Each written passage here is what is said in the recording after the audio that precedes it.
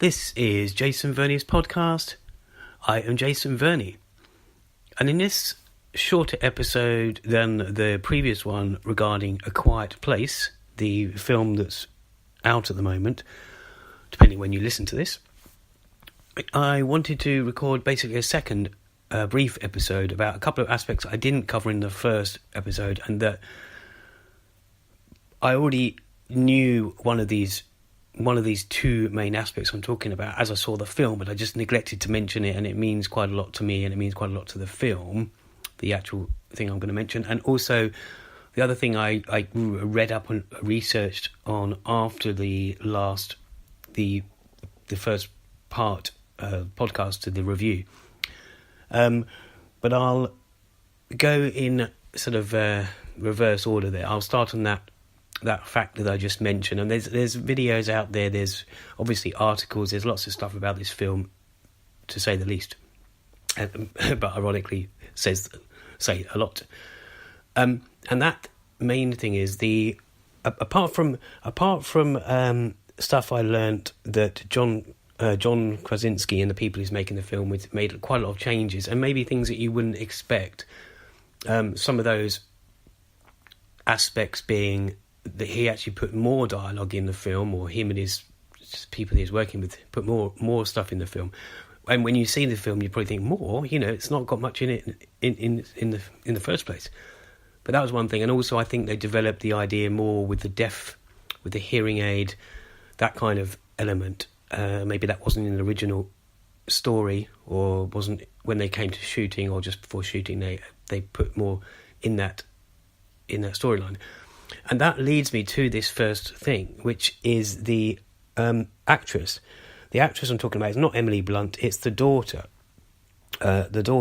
character, who is actually played by Millicent Simmons. Now, I did mention in a previous podcast that Millicent Simmons, I might not have mentioned her name, but some people call her Millie, that she's brilliant in this film, she's fantastic. But what I didn't realise, and it makes perfect sense, and even watching, I did have my suspicions, but she is actually deaf.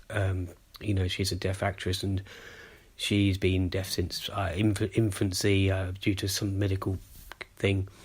It just makes her...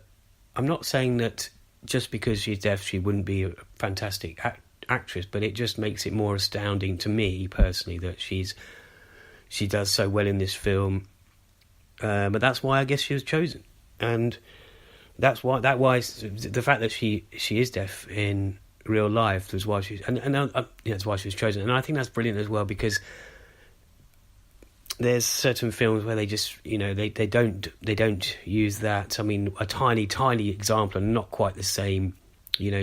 I kind of recently recorded a petite podcast of mine, a tiny little podcast mentioning the film Wonder, where of course that's played by a normal, a person who hasn't got any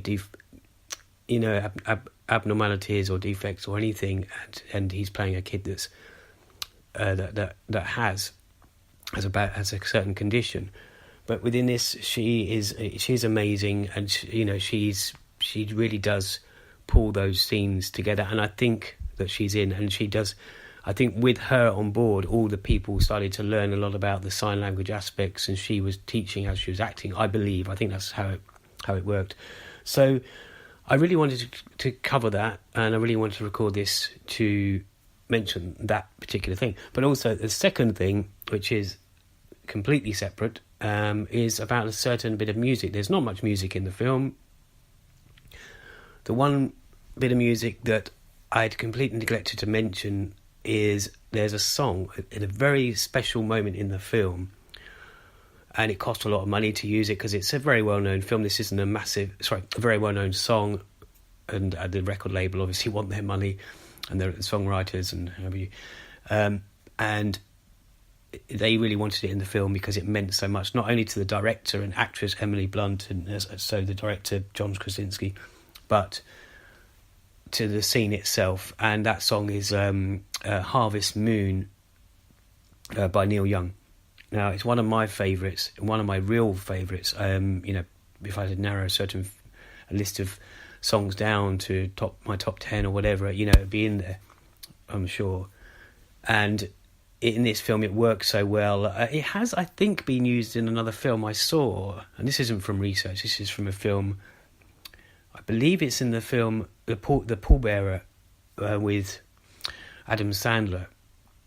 I'm pretty sure I've seen that film. I think I might even own it somewhere, and they use it in that film because because having loved that song, I think it came out in the mid-90s, which is quite late for some of the stuff that Neil Young is remembered for, which is in the 70s and whatever. And he brought this song out from Harvest, called Harvest Moon, from Harvest Moon. I think it's from the same self-titled album in mid-90s, and I think it was the album was kind of a follow-up to Harvest, his other very well-known album.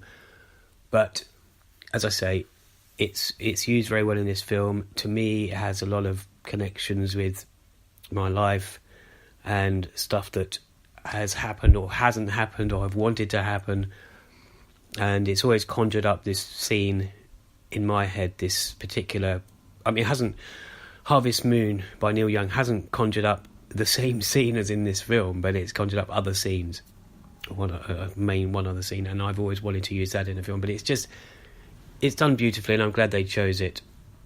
After hearing that and his album and other albums a long time ago, I checked out his older stuff, and then I was actually at Glastonbury when he was playing there, one of my quite a few trips to Glastonbury, and unfortunately I was very ill while I was there, so I could hear him singing and I couldn't actually get out the tent to actually witness him fully, from what my memory tells me. So that's it really. I just wanted to mention the two things. There's so many things I could mention about A Quiet Place, as there is in many films, but I'm sure I could research more. I don't want to research, and the reason why I didn't research fully before recording a podcast, and I often don't, is because I want to give my opinion, my facts from what I brought away, not the facts about the film that be made. And yeah, if I hear something, or if I know something about the trailer, or if a certain person has mentioned it in the public eye, I'm going to probably mention that. So that was it. Essentially, that's just a small, a short, whatever you want to call it, part 2 to the review of A Quiet Place. As I say, I could elaborate, but I'm going to leave it there. So it's essentially Millicent Simmons, Millie Simmons. She's a deaf actress and she's brilliant in this. And when I found out she was, it blew me away in many ways. At the same time, when you watch the film, maybe you can almost think she's either very good acting deaf or she is deaf. And the other thing is, of course, the Harvest Moon song by Neil Young. So I'll leave it at that, and I'll say thanks for listening, and I will say I bid you farewell. Okay, adios.